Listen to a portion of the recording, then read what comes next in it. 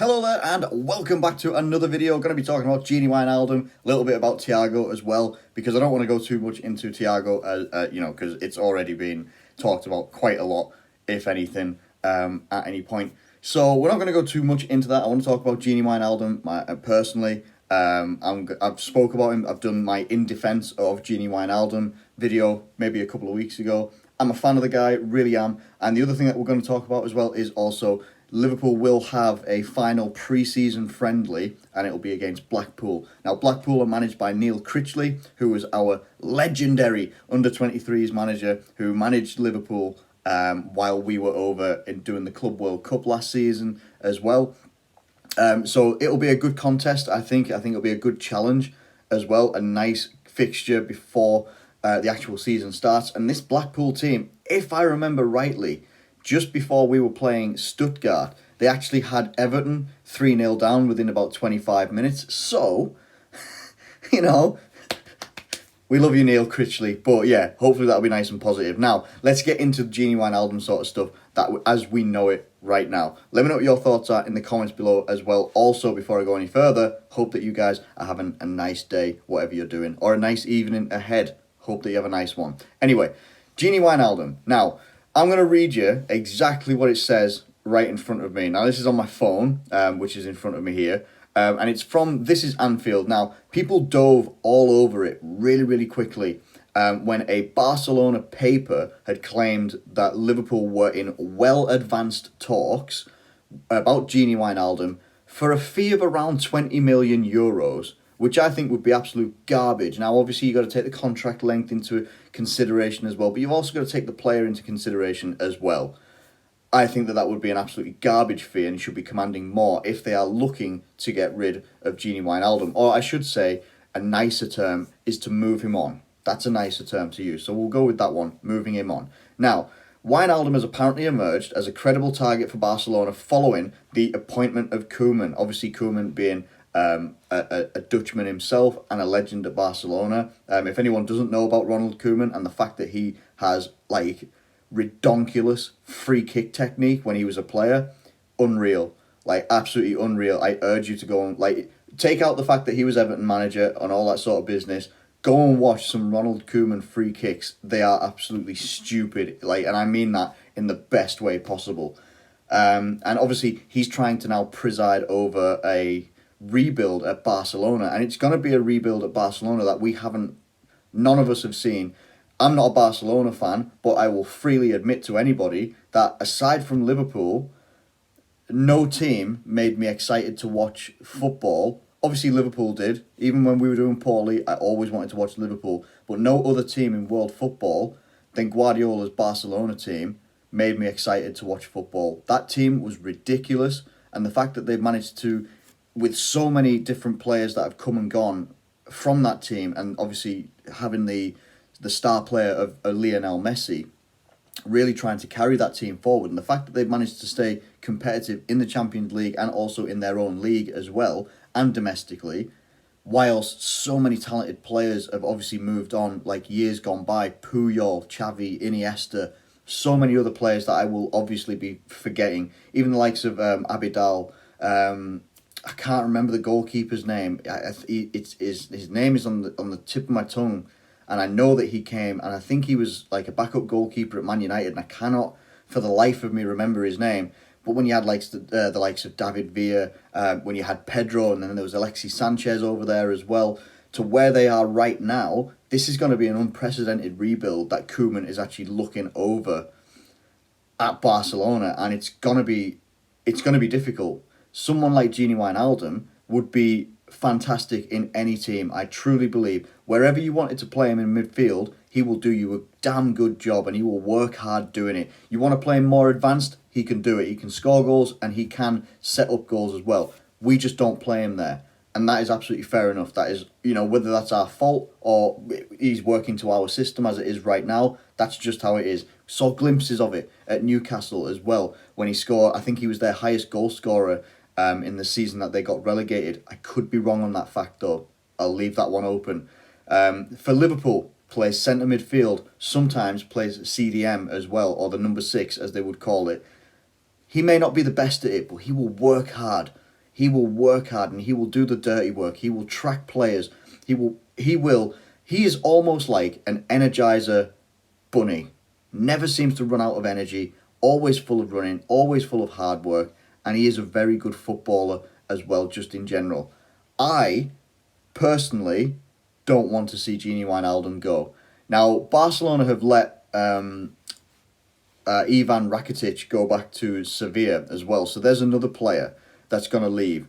The likes of probably, well, I say the likes, I think Arthur, however you say his name, has already left. I think he went to Juventus.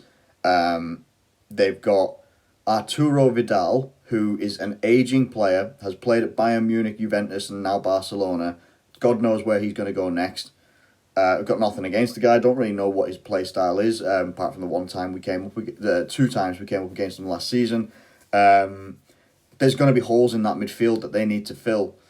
I can totally understand why Barcelona would want to look at a Gini Wijnaldum, and also because Koeman was the Netherlands manager as well before Barcelona. He's worked with Gini Wijnaldum. Quite clearly there's something there that has clicked. Whenever, I've said it before, when Gini Wijnaldum goes on international duty, he scores goals. And I'm pretty sure that is probably what they're going to be looking for in that midfield. It's something that they've probably been missing for a long time, is creativity and goals from midfield. Now, they missed a trick with Coutinho. Whether he stays at Barcelona or not, or he gets moved on wherever, Coutinho in the middle of the pitch would be fantastic for them. They were looking for someone to sort of take that Iniesta role, but actually they bought Coutinho as a Neymar replacement, and that was never going to be the perfect slot for him out on the left wing. I understand he played there for a little bit for Liverpool, but he had different responsibilities at Liverpool as well. He had a lot more freedom. He could pretty much roam wherever he wanted to. Whereas Barcelona, it's very systematic. You have your position and you marshal your position. Maybe that might be something that changes in the new management. Who knows? And obviously with Messi, God knows what's going on in there. I'm not even touching that subject. I don't want Wijnaldum to go. I don't want him to leave Liverpool. I think that he's at least got a good year, maybe even a good 2 years with Liverpool left. That's my opinion. And I don't personally feel, this is probably the only bit I will mention about Thiago as well, is that I don't personally feel that we should have to, it shouldn't be one or the other. And I've said this before, it shouldn't be we either have Gini Wijnaldum and we don't sign Thiago, or we sign Thiago and Gini Wijnaldum has to move on.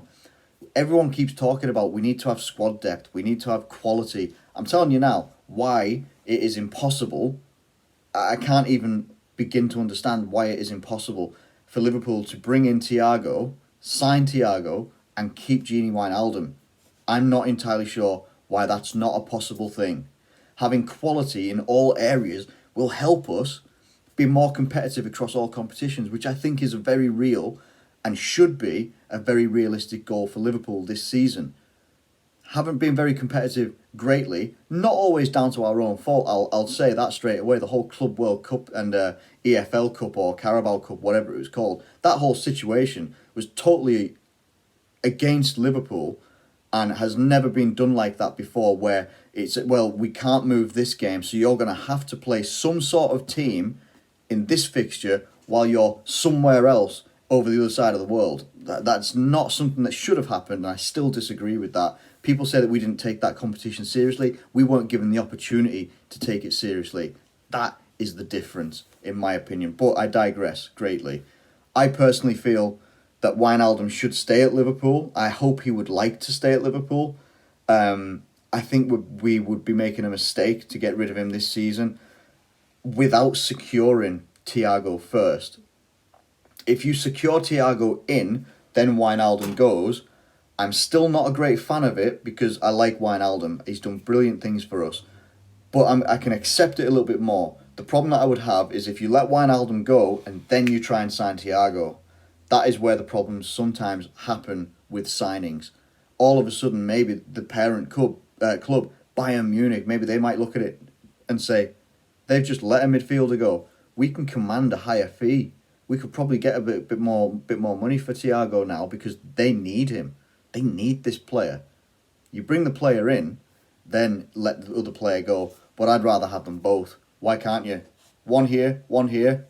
Put your hands together and let's have a good time together as well. The only other thing I'll say about Thiago is, I don't know where that came from. Anyway, the only thing I'll say about Thiago is that apparently, according to his agent, and I say this, it's according to his agent. So whether it's believable or not, I have got no idea. But apparently he's not interested in going anywhere else apart from Liverpool. And as great as that is to hear, it's just a rumour. I read it and I didn't all of a sudden go, yes, he's waiting for Liverpool. I mean, because waiting for Liverpool, man, it's like waiting for a triple-decker bus. It's only in Harry Potter. I don't know what I'm saying sometimes, I really don't. But you get what I mean. Like, I want Liverpool to make the move. I really want Liverpool to go and make that move. If you're going to make that move, make it soon. If Thiago just wants Liverpool and he's willing to turn down the likes of Manchester United or blah, blah, blah, blah, blah, whatever all that stuff is, whatever about all of that, then fine.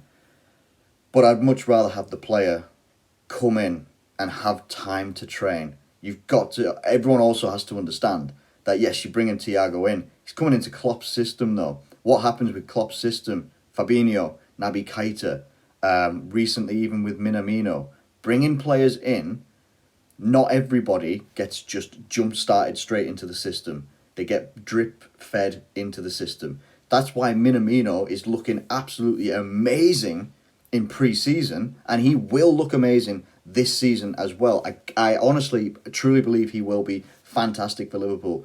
It's because he's not just thrown into the deep end, head first. You're making 38 appearances in the Premier League this season, and you're going to like it. It's not always how Klopp works. You get a couple of substitute appearances here and there. I remember when we signed Fabinho, and then all of a sudden when the season started, I was like, man, this guy hasn't played like at all. I don't think he played. I think he played in like the Champions League game one time. One of our Champions League games. I can't remember who it was against. Might have been Red Star Belgrade. When we were at home, not the game that we got beat. Oh, memories. And he had a fantastic game, but that was his, like, you're going into the Champions League games there where you're looking at like late September, early October, something like that for those games. He waited a long time to give Fabinho a start. That's sort of what you get with Klopp. So anyway, I digress, and I've talked about that a little bit too long, but the gist of it is, I want Gini Wijnaldum to stay. I would like Thiago to join Liverpool as well, but I want Gini to stay because I think he's still got so much to contribute to Liverpool as well. Now, I'm going to read, I haven't read this, I've literally just clicked on it. It's about Liverpool versus Blackpool. So, we will be having a pre-season friendly against Blackpool, Neil Critchleys, League One side. They will be visiting Anfield for a 3 p.m. kickoff on Saturday. So I assume that will be, we are on the 2nd, so that must be Saturday the 5th. The 5th of September, so that should be this week, and that will hopefully be a good game as well. I will absolutely be completely honest with you. I know nothing about the Blackpool team whatsoever. I think, is Tom Ince still there? I don't know. But I'm looking forward to see what we will be getting in that game. Are we going to start seeing better signs of play from Liverpool? As I say, in pre-season games, we didn't play too badly. You know, there were a couple of iffy moments and stuff like that. But, you know, hopefully we'll start to see a little bit more energy, a little bit more training having taken effect and stuff like that. Are we going to see, who are we going to see in the starting lineup, first of all? I'm not entirely sure. But I'm glad that I didn't want Liverpool to just go from the Community Shield, have like a week or so's worth of training, or like international duty, whatever you want to call it. International duty, I hate it. I really do. And then just go straight back into the season, coming up against Leeds as well. Now, I know Leeds had a friendly the other day, but I don't think they had like a lot of first teamers, and it was against Stoke. They got beat 3-0. Nothing to read into it, in my opinion. But yeah, I'm glad that Liverpool are having another pre-season friendly. Really happy about it, actually. So yeah, let me know what you think in the comments below about all the things that we talked about here, about the Blackpool friendly. If any of you know anything more about Blackpool, how they play, all that sort of stuff, do feel free to get in the comments below, because it'll actually help me out a little bit as well. I'm not saying that I wouldn't go out and look at footage of Blackpool. I don't really know what to look at. I don't know how long Critchley has been in charge. I can't really remember. But yeah, just let me know what you think in the comments below. Let me know what you think in the comments about Gini Wijnaldum. I'm hoping that this whole saga will come to a conclusion pretty soon as well. What I should have said as well about Gini Wijnaldum is that there was a reporter, Neil Jones, has come out and basically shut down that Barcelona paper as well, and basically turned around and said, look, that's not what's happening. There isn't advanced talks for Gini Wijnaldum. I should have actually made this comment earlier, but hey, it's one of those. This is how I talk. This is how I do videos. I'm going to remember stuff and I'm going to forget things. It's just how I am. Anyway, thank you ever so much for watching this video. I hope you've enjoyed it. Please do like it and subscribe if you're new around here. Do feel free to get your comments in as well in the comments section below. But for now, I'm going to get out of here. I'm going to go get some food. I hope you guys have a good rest of your evening, rest of your afternoon. What time is it? I don't even know what time we're on. 3:30. We're getting into the evening. I hope you have a good evening anyway, and I'll catch you later.